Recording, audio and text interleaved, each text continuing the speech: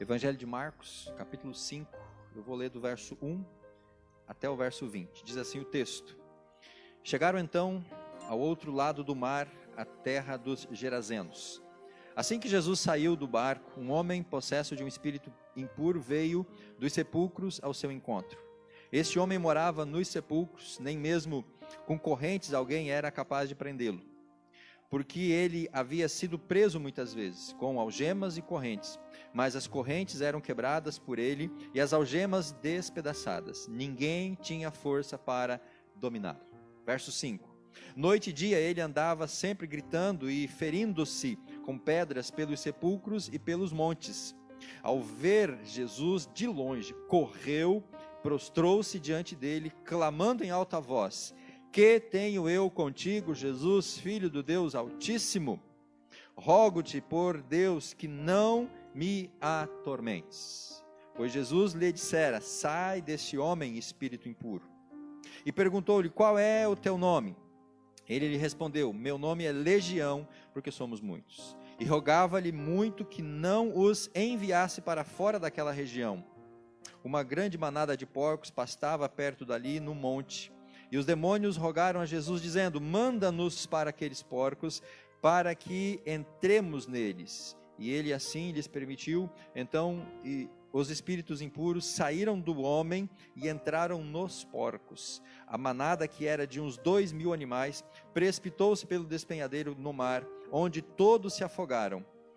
Os cidadãos, ou melhor, os cuidadores dos porcos, fugiram e anunciaram estas coisas na cidade e nos campos, e muitos foram ver o que havia acontecido. Quando se aproximaram de Jesus, viram o endemoniado que fora possuído pela legião, sentado, vestido em perfeito juízo, e ficaram com medo. E os que tinham visto aquilo contaram-lhe o que havia acontecido ao endemoniado e aos porcos. Então eles começaram a rogar a Jesus que se retirasse do seu território. Quando Jesus entrou no barco, o homem que fora endemoniado pediu-lhe que permitisse acompanhá-lo. Jesus, porém, não lhe deu permissão, mas disse-lhe: Vai para a tua casa, para a tua família, e anuncia-lhes quanto o Senhor fez por ti e como teve misericórdia de ti. E se retirou e começou a divulgar em Decápolis tudo quanto Jesus lhe havia feito, e todos se admiravam. Amém, igreja? Nesta noite nós vamos refletir sobre a segunda conquista do servo, desse bloco de Marcos. Na semana passada, o irmão Aralan começou esse bloco falando da primeira conquista, Jesus conquistando, acalmando aquela tempestade. Então lá, naquele domingo anterior, nós vemos Jesus agindo sobre o poder da natureza. O irmão Aralan ministrou o nosso coração, porque eu não estava aqui, eu estava em Curitiba, mas estava assistindo pela internet, e o tema da mensagem do Aralan foi: calma, a resposta não está dentro de você. Ou seja, é Jesus quem pode trazer a resposta para os nossos dilemas. Então o primeiro milagre do servo foi acalmar aquela tempestade, e ele também opera esse milagre acalmando as nossas lutas, as nossas dores, as nossas angústias, as nossas tribulações. Meu amado irmão, querido amigo, se você quer calma na sua vida, esteja buscando isso na presença do Senhor Jesus. Hoje nós vamos ver a segunda vitória de Cristo, que é a vitória sobre os demônios, a vitória sobre espíritos malignos. E para este contexto nós vamos pensar na palavra liberdade. Jesus, ele é o servo que age com vitória, não só sobre a natureza, como foi naquele acontecimento lá no mar da Galileia, sobre a natureza, os ventos, as ondas, mas Jesus, ele também exerce vitória sobre poderes malignos, poderes espirituais do mal. Nós vamos ainda avançar nesse texto, futuramente, na próxima semana, aonde nós vemos Jesus tendo vitória sobre a enfermidade. Ele cura aquela mulher que estava doente há 12 anos, e fechamos esse bloco com a quarta conquista do servo, que é a vitória sobre a morte, quando ele ressuscita a filha de Jairo. Então, amados, Jesus, ele tem esse pleno, completo, absoluto, total poder sobre a natureza, sobre espíritos malignos, sobre o nosso corpo, curando as enfermidades, sendo o caso, ou até mesmo ressuscitando o morto, se assim for possível. Então, nesta noite, eu quero que você pense sobre esta vitória de Jesus, a vitória sobre espíritos malignos, para nos dar liberdade, porque é para isso que ele veio. Esse contexto aqui, irmãos, essa cena parece um pouco estranha para nós hoje, século 21, mundo pós-moderno, né? Tecnologia, hoje nós temos muita ciência desenvolvida, né? Pensar hoje em possessão demoníaca, pensar hoje em ação de espíritos demoníacos, para nós e para o nosso contexto batista, fica um pouco talvez fora de mão, mas não é algo diferente ou algo estranho em contextos missionários. Nós lemos hoje relatos de que Jesus ainda está operando com poder e graça, principalmente nos campos missionários, aonde de fato o inimigo se manifesta com mais poder. Amados, existem algumas áreas, existem algumas localidades, algumas regiões, alguns contextos aonde o inimigo ele age através dos seus espíritos malignos. Jesus, ele vai agir para libertar as pessoas que estão escravas dentro desse contexto. O texto nos leva sobre essa realidade. Este demônio estava dominando aquele homem que vivia na margem da Galileia, numa região de povos pagãos. Esse homem então estava lá naqueles sepulcros, numa condição de escravo. Ele estava lá dominado pelo espírito maligno. Então Jesus vai ao encontro do homem aonde ele estava, e lá Jesus opera com poder. O que eu quero dizer com isso? Se você quer ter experiências nessa conjectura, se você quer ter experiências de libertar pessoas possessas por espíritos malignos, não venha para dentro da igreja, vá para fora, vá para onde o inimigo está agindo, e você então vai se deparar com essas situações, com essas realidades, e você vai poder então exercer o poder de Jesus sobre esta realidade. Então isso é estranho para nós, mas é comum nos campos missionários. E amados, possessão demoníaca está cada vez mais comum. Talvez não com essas manifestações aqui de Marcos. Nem sempre que o inimigo tomou a posse, o controle da mente, das emoções, da vontade de uma pessoa, ela se manifestou desta forma aqui. Nem toda possessão demoníaca, a pessoa vira os olhos, a pessoa baba pelo canto da boca, ou a pessoa fica com uma força do Hulk, ou do Ruffalo, não sei agora. Porque às vezes o inimigo ele entra na mente, no coração de uma pessoa e você nem percebe. Veja o caso de Judas. O texto diz que Judas se levantou da mesa da ceia. A comida não estava muito boa, né, Francisco? Faltou comida lá. Judas se levantou, e quando ele se levanta da mesa da ceia, o que acontece? O texto fala que o diabo entrou na vida de Judas. E o que ele vai fazer? Ele vai e vende Jesus. Judas não virou os olhos, Judas não babou pela boca, Judas não se convulsionou, mas ele estava possuído pelo próprio Satanás. Então, irmãos, a possessão hoje ela é muito comum, só que nem sempre a gente vê com esses sinais, com essas situações que nós vemos aqui no texto de Marcos. Então, muita gente ao nosso redor, não cristãos, não crentes, podem estar sim sob a influência de um espírito maligno e nós nem percebemos essa manifestação. Por isso nós temos que orar, jejuar e clamar para que nós possamos ajudar essas pessoas dentro da sua necessidade. Nós vemos aqui no texto 3 forças. Eu quero que você pense nessa tricotomia, 3 forças. A força de Satanás, primeira força, a força da sociedade e a força do Salvador. O diabo estava oprimindo aquele homem, a sociedade não podia fazer nada para libertar aquele homem. Jesus então vem como a libertação e tira ele daquela escravidão. E nós vemos aqui também 3 pedidos. O pedido do demônio, que mandasse ele para os porcos, não expulsasse daquela região. O pedido do homem que estava liberto, queria acompanhar Jesus. E o pedido das multidões, ou das pessoas, dos cidadãos, que pediram para Jesus se retirar do meio dele. Então nós temos aqui 3 forças, o diabo agindo, a sociedade não podendo fazer nada e Jesus libertando, e 3 pedidos, o pedido dos demônios, o pedido da sociedade, das pessoas, e o pedido do endemoniado, ou do homem que estava livre.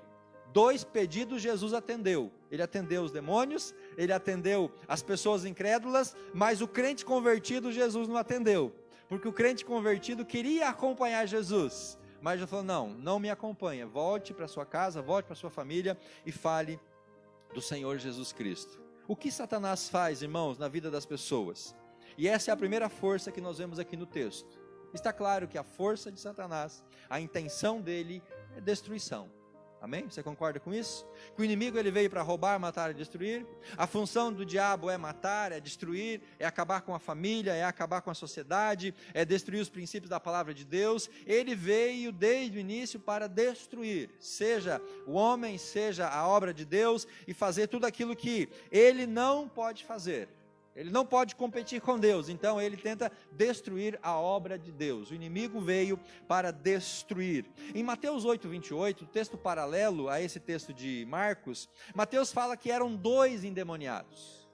Por que Mateus fala que era 2 e Marcos e Lucas fala que é apenas 1? Algumas situações, por exemplo, Mateus, ele era contador, então para Mateus os números importavam, por isso que ele registra 2 pessoas endemoniadas. Marcos é mais objetivo, mais direto. Marcos focou naquele endemoniado que estava mais endemoniado, ou que se manifestou e quis enfrentar Jesus. Uma outra possibilidade é que o outro endemoniado fosse uma mulher, ou talvez uma criança, porque eles não contavam mulheres e crianças, como na multiplicação dos pães, fala que haviam 5.000 homens, mais mulheres e crianças. O fato é que o texto não muda muito a sua essência, se fosse 1 como Mateus registra, ou se 2 como Mateus e 1 como Marcos e Lucas.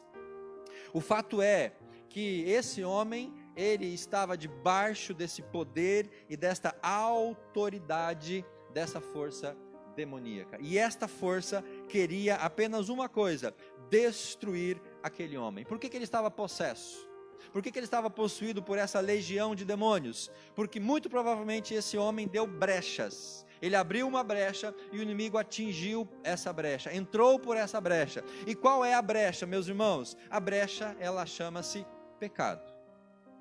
Quando nós damos brecha ao inimigo através do pecado, ele entra, e ao entrar, ele manifesta a destruição. Lembra que Jesus disse que quando a casa está vazia, o demônio ele sai passeando pelos desertos, depois ele volta, e ao encontrar a casa vazia, ele vem e traz consigo mais 7 espíritos malignos. Ou seja, significa que se a pessoa ela foi liberta de um espírito, mas ela não buscou santificação, ela não preencheu a vida com o Espírito Santo, ficou ali brechas, e o inimigo ele entra e ele faz um dano ainda maior. Então, queridos, demônios, espíritos malignos gostam de pecado. Com isso a gente aprende que se nós estamos em pecado, em alguma área da nossa vida, cuidado, ali é a brecha que o inimigo vai entrar. Esse homem, o texto não fala, o texto não manifesta qual foi o seu pecado, mas se ele estava possuído por uma legião, muito provavelmente que ele deu brecha para o pecado. Judas é um exemplo claro disso. Judas permitiu que Satanás entrasse na sua vida porque ele deu brecha para o pecado. Então, quando nós permitimos que o pecado se instale em algumas áreas da nossa vida, a gente não trata isso, é uma abertura para que o inimigo possa destruir as nossas vidas. O que esse homem perdeu? O que Satanás destruiu na vida desse homem? Primeira coisa, o lar, a família, os amigos. Por quê? Ele estava isolado de todo mundo. Aonde que ele vivia?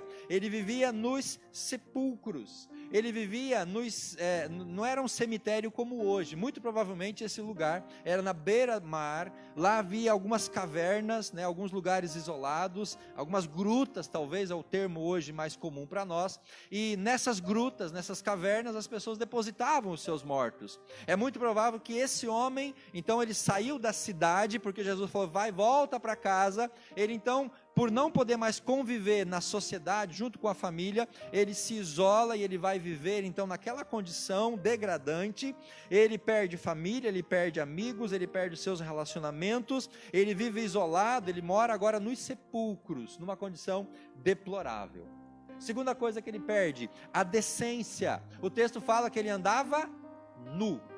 Então ele estava completamente nu, peladão mesmo, era um andarilho, né? Aquelas pessoas repugnantes que a gente às vezes encontra numa esquina, em algum lugar por aí. E pior, aquele homem causava medo, porque as pessoas nem passavam por lá, as pessoas evitavam aquele lugar, porque aquele homem dominado por esses espíritos, ele era uma ameaça, então ele perde a sua decência.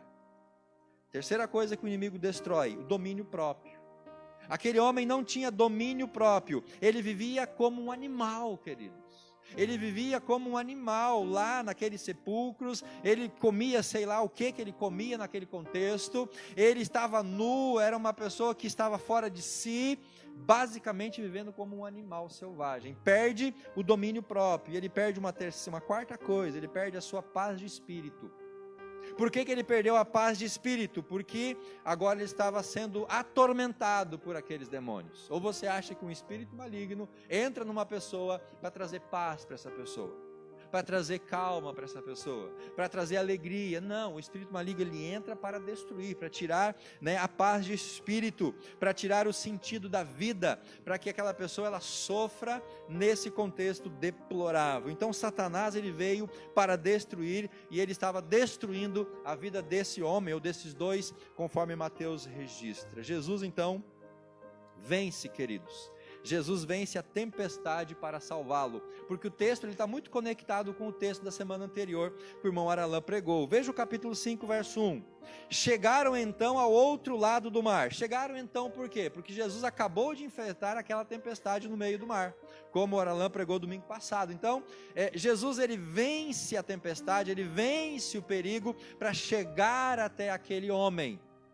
Jesus ele talvez coloca em risco a sua própria vida para chegar até aquele homem.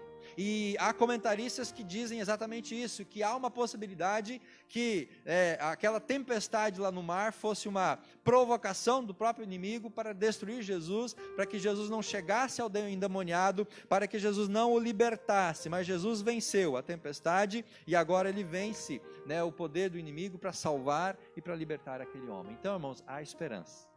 Se você conhece alguém que está cativo por espíritos malignos, alguém que está vivendo nessa condição, perdeu o lar, perdeu família, perdeu amigos, perdeu a decência, perdeu o domínio próprio, perdeu a paz de espírito, Jesus pode chegar até ele para libertá-lo, amém? É ele que pode fazer isso. Nós não podemos, mas Jesus pode. Então, queridos, não subestime o poder destruidor do Satanás. Não subestime, não menospreze, não ignore, não viva como se isso não acontecesse. Pedro fala que o inimigo ele age como um leão ao nosso derredor, buscando quem ele possa devorar. Essa é a palavra de Pedro. Então nós não podemos ignorar que o inimigo ele está agindo hoje, sim, irmãos, hoje, dia 12 de junho, dia dos namorados. O inimigo está agindo hoje na sociedade, nas pessoas, buscando destruir, buscando levar essas pessoas à ampla destruição. Não podemos subestimar. Nós não podemos supervalorizar os atos do inimigo, porque nem tudo que acontece é culpa de Satanás. Tem muitos cristãos que querem sempre botar a culpa no diabo, né? Tudo que acontece é culpa do diabo. Às vezes não é, irmãos, às vezes é culpa minha, culpa sua, às vezes é culpa nossa, mas nós não podemos ignorar que ele age para destruir, amém? Ele age e ele está destruindo, nós temos que nos levantar contra isso. E Satanás age nos filhos da desobediência. Ele age naqueles que dão brechas para o pecado, que permanecem com coisas não resolvidas nas suas vidas, porque é nessas brechas, é nos filhos da desobediência que ele age para destruir e para matar. Segunda força aqui no texto, é a força da sociedade. Agora, o que a sociedade poderia fazer por aquele homem? Queridos, apenas uma palavra: nada. O que a sociedade fez para mudar a condição daquele homem? Nada. O que muitas vezes hoje a sociedade pode fazer para mudar a condição de quem está possesso ou possuído, ou sob domínio de forças malignas? Nada. A ação paliativa é a única coisa que a sociedade pode fazer. Por quê? Porque o texto nos falou aqui que aquele homem, ele foi muito provavelmente expulso da sua vila. Imagina um homem nessa condição. Imagina um homem vivendo, sendo uma ameaça. As pessoas escorraçaram ele de lá. Então, a sociedade isolou ele. Manda para uma clínica, manda para uma casa de louco, manda para qualquer lugar. A sociedade apenas isola as pessoas. Vigia essas pessoas. Prende as pessoas. O texto diz, irmãos, que eles amarraram esse homem por algumas vezes, verso 4, porque ele havia sido preso muitas vezes com algemas e com correntes. Então a sociedade, as pessoas, talvez familiares, não sei, amarraram aquele homem, prenderam aquele homem, mas ele rompia com tudo aquilo. Então a sociedade pode fazer coisas apenas paliativas, mas não definitivas. A sociedade não pode fazer nada quanto ao poder de Satanás na vida de uma pessoa. Não tem remédio, não tem vacina, não tem transplante, não tem nada que possa resolver a ação do inimigo no coração das pessoas. É aí que entra então o poder de Jesus e o poder da igreja para fazer essa obra de transformação. O que o homem pode fazer?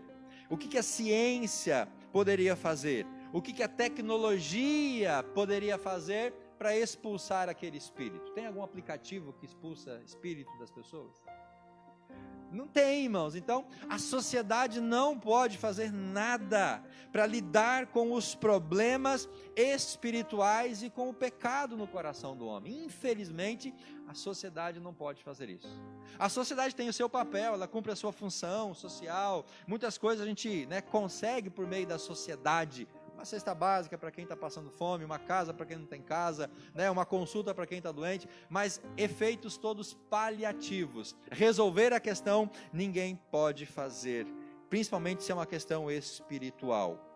A sociedade cumpre o seu papel, mas não é capaz de libertar vítimas espirituais. E aí entra você como igreja, aí entra eu como igreja, aqui entra o poder do Senhor Jesus Cristo. A terceira força que entra em ação agora é a força do Salvador. A força de Satanás é para destruir. A força da sociedade nada poderia fazer, mas a força do Salvador veio para quê? Para resgatar, para libertar, para transformar aquele homem. E aí nós podemos dizer amém, aleluia e glória a Deus por isso. Duas coisas Jesus faz para resgatar aquele homem. Jesus vai até ele. Irmãos, Jesus não saiu do outro lago do mar da Galileia, como o Aralan pregou domingo anterior. Jesus não navegou ali cerca de 8 quilômetros, que segundo os teólogos era a distância onde Jesus estava, até chegar do outro lado. Jesus não enfrentou aquela tempestade a passeio ou de férias, não. Jesus vai até aquele homem em amor. Jesus deliberadamente ou consciente sabia que lá do outro lado, naquela região, havia esse homem que precisava ser libertado. Então ele vai até ele em amor, ele enfrenta a tempestade, ele passa por aquele perigo. Nós aprendemos hoje no EBD pela manhã que Satanás sempre tentou destruir Jesus em toda a história da criação. Desde o Gênesis 3,15, Satanás vem tentando destruir Jesus. E essa tempestade no mar, irmãos, por mais que, segundo estudiosos, teólogos, era muito comum tempestades no mar da Galileia, nós temos que pensar na hipótese de que aquela tempestade foi atípica. E foi algo que aconteceu num campo espiritual para que Jesus não chegasse ao outro lado para libertar aquele homem. Sabe o que eu aprendo com isso, amados? Que muitas vezes nós nos propomos a libertar pessoas, a ajudar pessoas, e o inimigo levanta tempestades na nossa vida para nos impedir de chegar até aquelas pessoas, para nos impedir de ser agente de Deus para transformar a vida daquelas pessoas. Então faça uma leitura. Nem todas as tempestades, nem todas as tribulações, nem todas as lutas que você está passando é simplesmente obra do acaso ou consequências naturais. Pode estar havendo ali uma ação do inimigo para que você não chegue até as pessoas que você queira libertar. Nada impediria Jesus, nem a tempestade, nem o Satanás, nem as forças demoníacas. Nada impediu Jesus de chegar até lá para libertar aquele homem. Se você tem no seu coração o desejo de ser bênção, nada vai te impedir. Você vai avançar e você vai ser bênção. A segunda coisa que Jesus faz com aquele homem, Jesus interage com ele. Jesus conversa com aquele homem. E aqui há uma confusão, às vezes parece que é o homem que está falando, às vezes parece que é os demônios que estão falando, mas o fato é que Jesus interage. As pessoas da vila já não estavam mais interagindo com ele, escorraçaram ele para longe, mas Jesus vai e Jesus interage. Jesus chega e ele já começa a conversar com Jesus. Jesus conversa com aquele homem, algo raro, irmãos. Nós não vemos Jesus conversando com demônios. Jesus, quando ele via uma pessoa endemoniada, ele falava assim, ó, sai agora, pronto. Nem falava em nome de Jesus, né? Só falava, sai. Só que aqui, segundo alguns estudiosos, parece que esse demônio ele era um pouquinho mais, né, resistente. Porque Jesus já havia dado uma ordem para expulsá-lo. Jesus já havia determinado para que ele saísse. Só que ele não saiu. Ele começa a dialogar com Jesus, pede para que Jesus mande ele para os porcos. Então, Jesus faz essa interação com aquele homem. As pessoas o evitaram, mas em amor Jesus vai buscar, porque Jesus veio exatamente para isso, para buscar e salvar aquele que estava perdido, conforme Lucas 19:10. Os demônios, irmãos, reconheceram Jesus. Os demônios reconheceram a sua autoridade, reconheceram a sua divindade. Tiago capítulo 2, verso 19, fala que os demônios creem em Deus e estremecem. O fato que eles reconheceram a autoridade e a divindade de Jesus não lhes deu a salvação. Aqueles espíritos continuaram, né, perdidos, continuaram na sua própria condição, mesmo reconhecendo o poder e a autoridade de Jesus. Melhores do que alguns cristãos que não reconhecem o poder, que não reconhecem a autoridade de Jesus. Os demônios reconheceram isso. E ao reconhecer, eles temem o julgamento. Por que eles pedem? Senhor, não nos expulse dessa região, manda-nos para os porcos. Não nos mande, né, não nos expulse daqui, porque aqueles demônios estavam temendo o julgamento. Em outras palavras, quando eles pedem para ser mandado para os porcos, eles dizem, Senhor, não nos mande para o inferno. E por que Jesus atendeu os demônios, mandou eles para os porcos? Porque ainda não havia chegado e não chegou o tempo da consumação final. Mas no dia da consumação final, esses espíritos e todos os outros vão ser lançados aonde? No inferno, porque lá é o lugar deles. Então, amados, Jesus liberta aquele homem. Esses espíritos, eles têm essa conversa com Cristo. E uma outra questão interessante aqui, nós não temos uma explicação psicológica nem fisiológica da possessão. Você não vai encontrar uma explicação humana para isso. E a Bíblia também não faz questão de dar essa explicação. O fato é que aquele homem estava controlado não só por um espírito, mas o texto fala por uma legião. E aqui é uma referência ao exército romano, a legião. Alguns estudiosos falam que era a 13ª legião, a mais destrutiva, a mais poderosa. Era tipo assim o BOP, né? Tipo como é que é a força policial mais forte hoje, mais truculenta?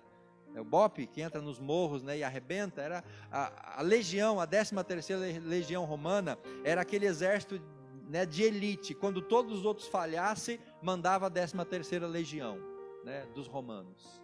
Então esse espírito, ao dizer que, né, era uma legião, ele traz essa conotação, né? Nós que estamos aqui somos muito poderosos, né? Nós somos fortes. Legião era até 6.000 soldados romanos. Você consegue imaginar o quanto aquele homem estava sofrendo, possesso por uma legião de demônios, e não eram qualquer espíritos, eram espíritos fortes, pesados, né, demoníacos na redundância da palavra.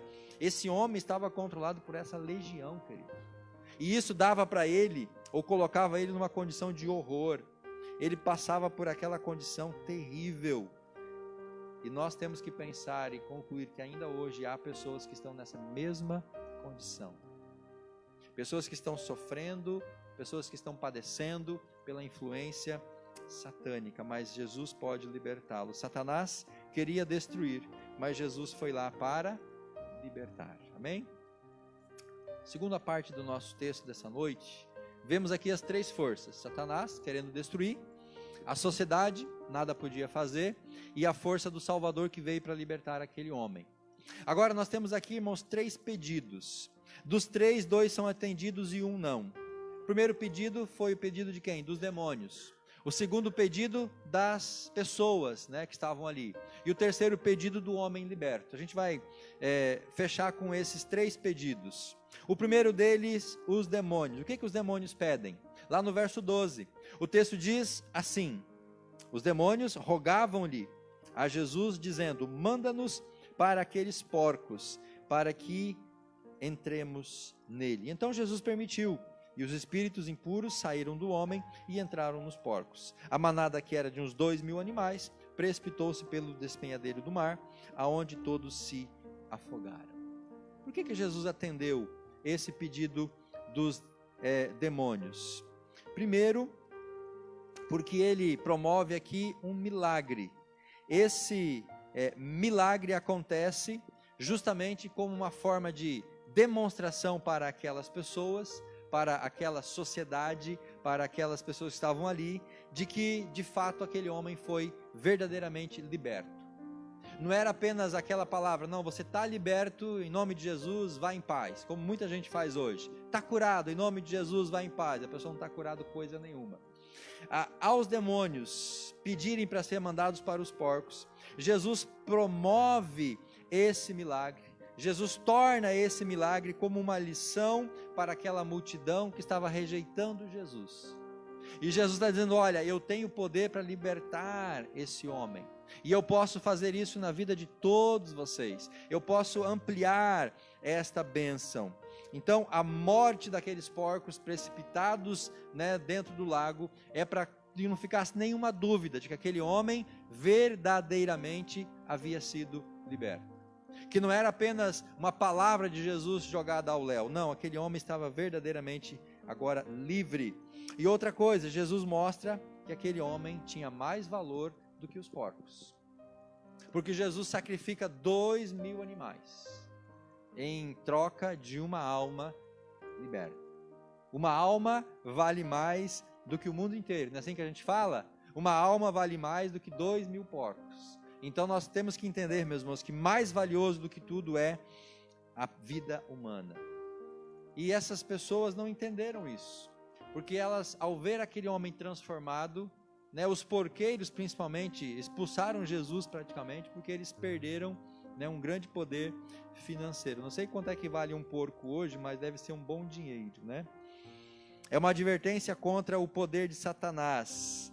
O salário do pecado é a morte. Jesus estava ensinando para aquelas pessoas: quem vive no pecado, quem anda no pecado, vai morrer. Os porcos morreram para deixar esta mensagem, porque não tem outra recompensa, não há outro salário para o pecado a não ser a morte.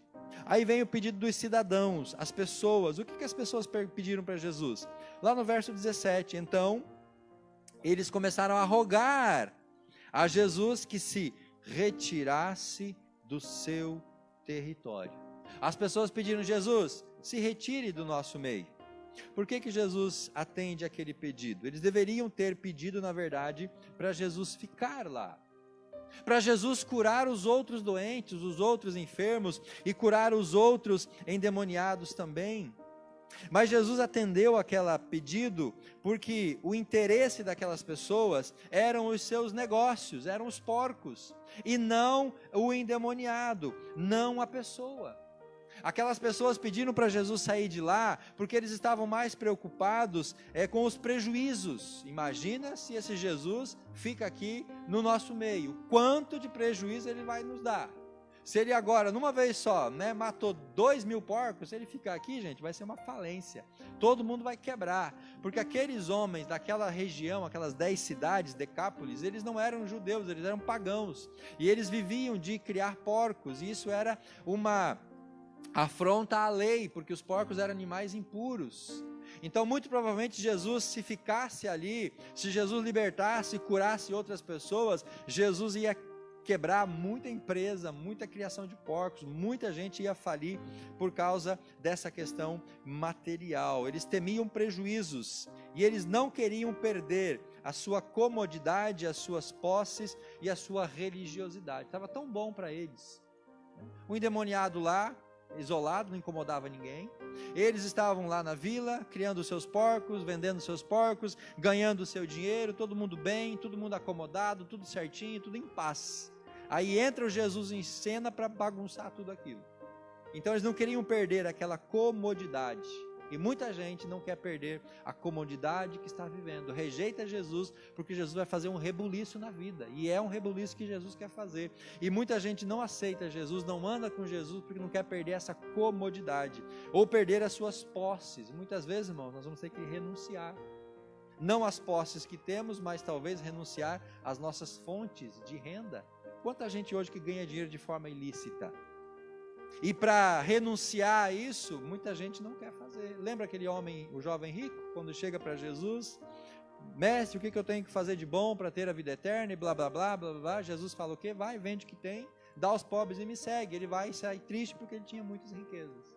Muita gente não quer perder as suas posses ou abrir mão delas, ou até mesmo a sua própria religiosidade. Aqueles homens tinham uma religião. Aquelas 10 cidades ali no verso 20, Decápolis, tinha sua religiosidade. Mas eles teriam que abrir mão daquela religiosidade para seguir a Jesus agora. E muita gente não quer abrir mão da sua religiosidade, quer manter a sua vida. Jesus saiu, pois não fica onde ele não é desejado.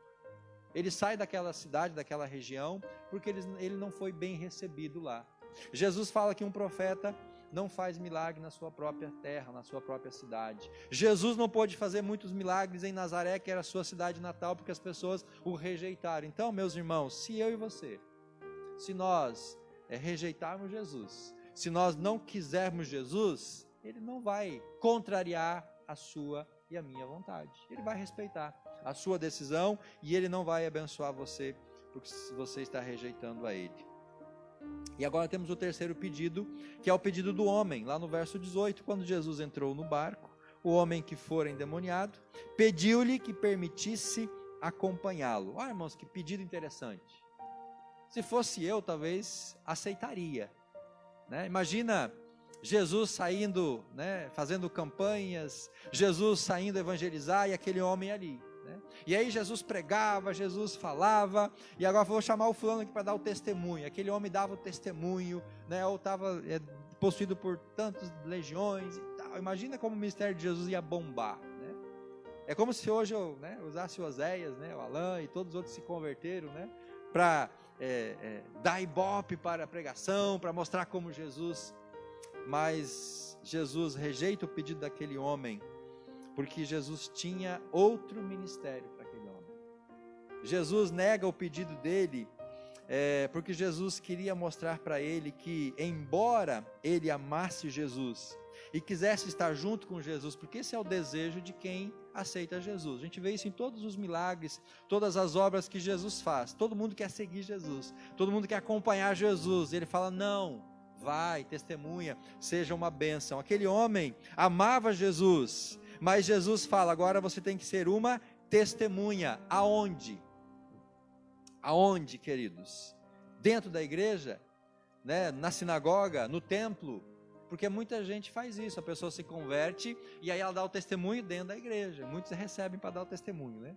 Mas aquele homem, Jesus fala para ele, vai e seja testemunha. Aonde? Verso 19, vai para casa, para a sua família, e anuncia-lhes, segundo tudo que Deus fez por você. Verso 20, e ele se retirou, começou a divulgar em Decápolis, ou seja, em 10 cidades, uma região onde haviam 10 cidades, tudo quanto Jesus havia feito por ele. Por isso que Jesus não atende o pedido do homem, de acompanhar Jesus, porque Jesus queria que ele fosse testemunha para os seus conhecidos, na sua casa, na sua cidade.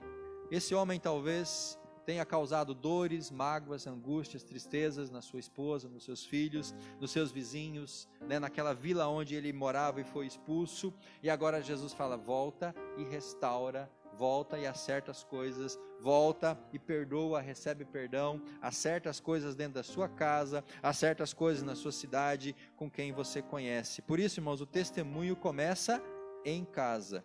O testemunho começa no nosso entorno primário.